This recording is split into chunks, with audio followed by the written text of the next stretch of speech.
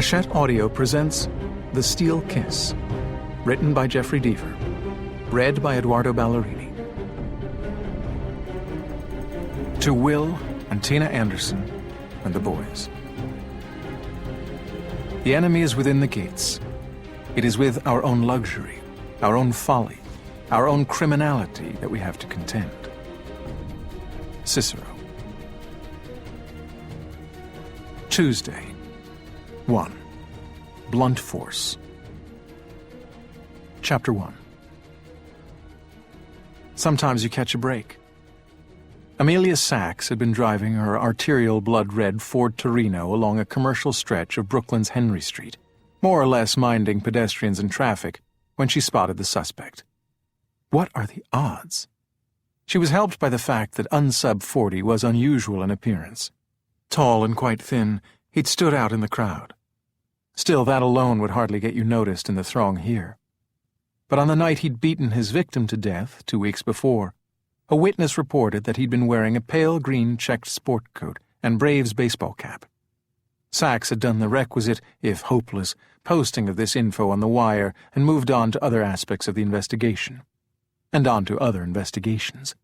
Major cases detectives have plenty to look after. But an hour ago, a patrolman from the 84th Precinct, walking a beat near the Brooklyn Heights Promenade, had spotted a possible and called Sachs, the lead gold shield on the case. The murder had been late at night, in a deserted construction site, and the perp apparently hadn't known he'd been witnessed in the outfit, so he must have felt safe donning the garb again. The patrol officer had lost him in the crowds, but she'd sped in the direction anyway, calling in backup, even if this part of the city was an urban sprawl populated by 10,000 camouflaging souls. The odds that she'd find Mr. 40 were, she told herself wryly, non-existent at best.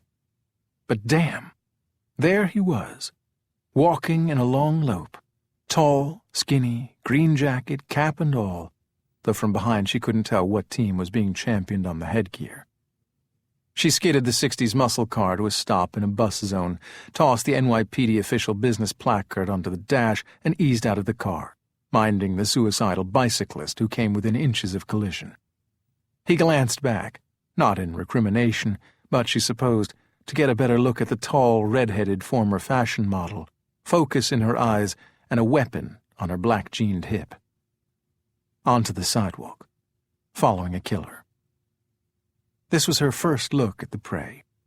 The gangly man moved in lengthy strides, feet long but narrow, in running shoes, she noted, good for sprinting over the damp April concrete, much better than her leather-soled boots.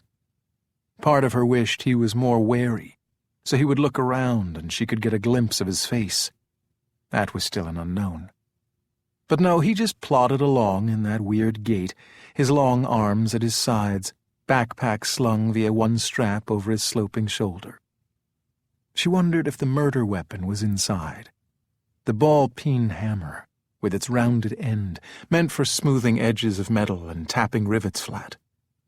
That was the side he'd used for the murder, not the claw on the opposite end. The conclusion as to what had caved in Todd Williams's skull had come from a database that Lincoln Rhyme had created for the NYPD and the medical examiner's office, the folder titled Weapon Impact on Human Bodies, Section 3, Blunt Force Trauma.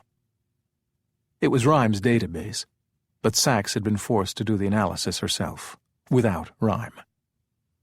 A thud in her gut at this thought. Forced herself to move past it. Picturing the wounds again. Horrific. What the 29-year-old Manhattanite had suffered, beaten to death and robbed as he approached an after-hours club named so very meta, 40 degrees north, a reference, Sachs had learned, to the latitude of the East Village where it was located.